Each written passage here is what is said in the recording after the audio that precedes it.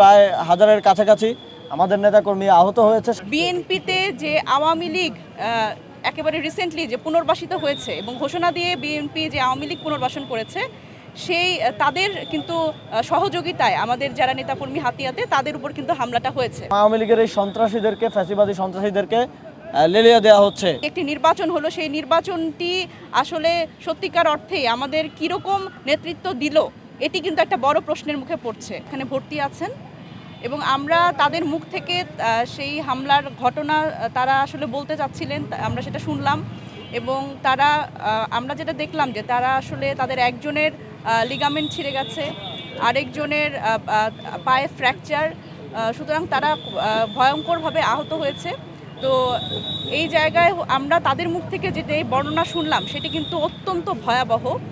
আমরা শুনলাম যে তাদের উপরে যেই হামলা হয়েছে, সেই যেই বর্বরচিত হামলা হয়েছে সেই হামলা আমরা শুধুমাত্র এতদিন বলছিলাম যে বিএনপির যারা নেতাকর্মী তারাই আসলে এই হামলাগুলোর সাথে জড়িত আছে, কিন্তু আমরা একটি একেবারে সরেজমিনে এসে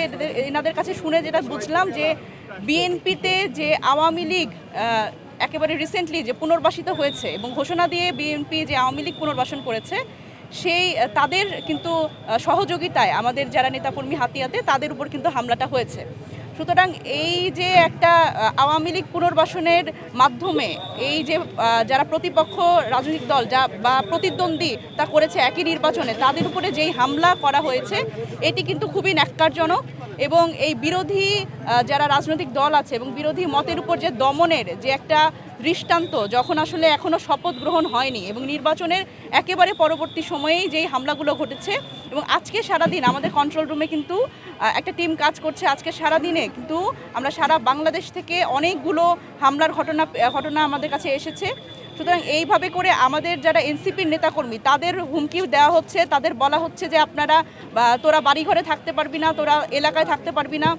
শাপলাকলির এজেন্ট যারা তাদের উপরে কিন্তু হামলা করা হচ্ছে, তাদের হুমকি দেওয়া হচ্ছে এবং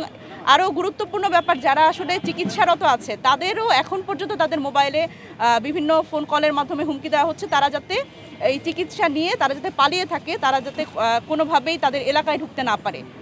সুতরাং এই যখন অবস্থা তখন আসলে আমরা এই বাংলাদেশের যে গণতান্ত্রিক উত্তরণের জন্য যে একটি নির্বাচন হলো সেই নির্বাচনটি আসলে সত্যিকার অর্থেই আমাদের কীরকম নেতৃত্ব দিল এটি কিন্তু একটা বড় প্রশ্নের মুখে পড়ছে। নির্বাচন পরবর্তী সময়ে বিভিন্ন স্থানে, বিশেষ করে এনসিপি যে 30টা আসনে নির্বাচন করেছে এবং এর বাইরেও বিভিন্ন জায়গায় যেখানে এনসিপি নেতাকর্মীরা আমাদের জোটের প্রার্থীদেরকে বিজয়ী করতে কাজ করেছেন, এজেন্ট ছিলেন কিংবা নির্বাচনে সক্রিয় ছিলেন এবং সক্রিয় না থেকে শুধুমাত্র ভোট দিয়েছেন, এমন অনেকের উপর সারা দেশে হামলা হচ্ছে। ইতিমধ্যে আমরা যে রিপোর্ট পেয়েছি প্রায় হাজারের কাছাকাছি আমাদের নেতাকর্মী আহত হয়েছে। সারা দেশে বিভিন্ন জায়গায় তারা চিকিৎসা নিচ্ছেন। আমরা পরিদর্শন করলাম আজকে 3 জন যারা শুধুমাত্র হাতিয়া থেকে যাদের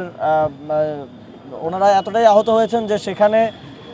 পর্যাপ্ত চিকিৎসা না থাকে এখানে ওনাদেরকে আনতে হয়েছে এবং একজনের থেকে আমরা বর্ণনা শুনলাম যে সেখানে যারা আওয়ামী লীগ, আপনারা জানেন হাতিয়াতে সংবাদ সম্মেলন করে আওয়ামী লীগের একটা গোষ্ঠীকে বিএনপিতে নেওয়া হয়েছে এবং আওয়ামী লীগের এই সন্ত্রাসীদেরকে, ফ্যাসিবাদী সন্ত্রাসীদেরকে লেলিয়ে দেওয়া হচ্ছে জাতীয় নাগরিক পার্টি এবং বিরোধী দলমত দমন পীড়ন করার জন্য। সেখানে আমাদের একজন নেতা, যাকে আপনারা হয়তো দেখেছেন সোশ্যাল মিডিয়ায়, তার ছবিটা এসেছিল এবং তিনি নিহত হয়েছেন বলে এক ধরনের গুজব সে সময় ছড়িয়েছিল। তাকে মেরে এক ধরনের, যখন হামলাকারীরা নিশ্চিত হয় যে তিনি মারা গেছেন, তার কুপিয়ে তার মগজ বের করে ফেলা হয়েছিল এবং তারা ভেবেছিলেন যে তিনি মারা গেছেন এবং তারা সেখান থেকে পরবর্তীতে চলে যায় এবং পরবর্তীতে তাকে সেখান থেকে উদ্ধার করে প্রাথমিক চিকিৎসা দিয়ে ঢাকায় পাঠানো হয়। এরকম আরও অনেক মর্মান্তিক ঘটনা সারা দেশে ঘটেছে। সাধারণ ভোটারদেরকে মারধর করা হয়েছে, তাদের বাড়িঘর ভাঙচুর করা হয়েছে, লুটপাট করা হয়েছে, তাদের স্বর্ণালংকার, টাকা পয়সা লুটপাট করেছে সন্ত্রাসীরা। এবং আমরা দেখেছি যে গতকালকে একজন স্বতন্ত্র প্রার্থীকে ভোট দেওয়ার কারণে, শুধুমাত্র ভোট দেওয়ার কারণে একজনকে হত্যা করা হয়েছে বিএনপি নেতাকর্মী কর্তৃক। তো আমরা সারা দেশে একটা ট্রেন্ড দেখছি যে বিএনপি সারা দেশে একটা স্ট্র্যাটেজি নিয়েছে, তারা আওয়ামী লীগের সন্ত্রাসীদেরকে লেলিয়ে দিচ্ছে। বিএনপির নেতৃত্বে আওয়ামী লীগ তাদের জুলাই গণঅভ্যুত্থানের প্রতিশোধ নিচ্ছে বলে আমাদের মনে হচ্ছে এবং এটা এক ধরনের মৌন সম্মতি উৎপাদন করা হচ্ছে বিএনপির শীর্ষ নেতৃবৃন্দর পক্ষ থেকে। তারা যখন আজকে প্রেস ব্রিফিং করলো, তারা কথা বললো, আমরা আশা করেছিলাম যে তারা সারা দেশে তাদের সন্ত্রাসীদেরকে তারা নিয়ন্ত্রণ করার জন্য কোনো কথা বলবে, তারা তাদের সন্ত্রাসীদেরকে নিবৃত করার জন্য কঠোর কোনো ব্যবস্থা গ্রহণ করবে এবং যারা এই ধরনের হামলাগুলোর সাথে জড়িত, যেই যে জায়গায় হত্যার মতো ঘটনা ঘটেছে এবং স্পষ্ট হামলা করা হয়েছে মানুষকে হত্যার উদ্দেশ্যে, ভোটারদেরকে, এজেন্টদেরকে, বিরোধী দলমতের মানুষকে তাদের বাড়িঘর লুটপাট করা হয়েছে, তাদের বিরুদ্ধে এখন পর্যন্ত কোনো শাস্তিমূলক ব্যবস্থা আমরা সেভাবে দেখতে পাইনি। আমরা নির্বাচনের আগে দেখছিলাম যে কোথাও চাঁদাবাজির খবর আসলে বা কিছু আসলে তারা সেখানে বহিষ্কার করতো, কিন্তু নির্বাচনের পরে আমরা সেটা দেখছি না। তো আমরা মনে করি তখনকার এই যে বহিষ্কারের ঘটনাগুলো এক ধরনের আইওয়াস ছিল, এক ধরনের নাটক মঞ্চায়ন করা হয়েছিল বাংলাদেশের মানুষকে বিভ্রান্ত করার জন্য এবং মানুষের ভোট নেওয়ার জন্য। যেই তারা নির্বাচিত হয়ে গেল, তারা এখন আর দেশের মানুষের কোনো দায়িত্ব নিচ্ছে না, তারা তাদের সন্ত্রাসীদেরকে নিবৃত করতে কোনো ধরনের কথা বলছে না। আমরা সারা দেশে 11 দলীয় জোটের যারা নেতাকর্মী আহত হয়েছেন, নাগরিক পার্টির যারা নেতাকর্মী আহত হয়েছেন, তাদের জন্য দেশবাসীর কাছে দোয়া চাইছি। অনেকেই খুবই আশঙ্কাজনক অবস্থায় আছেন এবং আমরা যারা নির্বাচিত হয়েছেন তাদেরকে আহ্বান জানাবো যে আপনারা এই যে যাদেরকে আপনাদের নেতাকর্মীরা আহত করলো, তারাও এই দেশের নাগরিক এবং বাংলাদেশে তো ভোটের শেয়ার কম হলেও কিংবা একটু স্লাইটলি বেশি হলেও বাংলাদেশের বর্তমান সিস্টেম অনুযায়ী আপনারা হয়তো সরকার গঠন করবেন, তবে যেই 40% জনগণ, যেই 46% জনগণ আপনাদেরকে ভোট দেন নাই, তাদেরকে বাদ রেখে বা তাদেরকে দমন পীড়ন করে আপনারা এই দেশ পরিচালনা করতে পারবেন না এবং তাদেরকে সেকেন্ড ক্লাস সিটিজেনের মতো ট্রিট করে আপনারা এই দেশ পরিচালনা করতে পারবেন না। এবং সেক্ষেত্রেও সেটা যদি আপনারা করতে চান, তাহলে আমরা যেই 11 দলীয় জোট এবং আমরা আমাদের সেই জনগণের পাশে দাঁড়াবো এবং তাদের জন্য আওয়াজ তুলব এবং আমাদের আহ্বান থাকবে সরকারের প্রতি। এখন অন্তর্বর্তীকালীন সরকার এখনও দায়িত্বে আছে এবং পরবর্তীতে যেই সরকার আসবে, তারা এই নির্বাচনে যে সন্ত্রাসীদের যে ভায়োলেন্সের মাধ্যমে যারা আহত হয়েছে,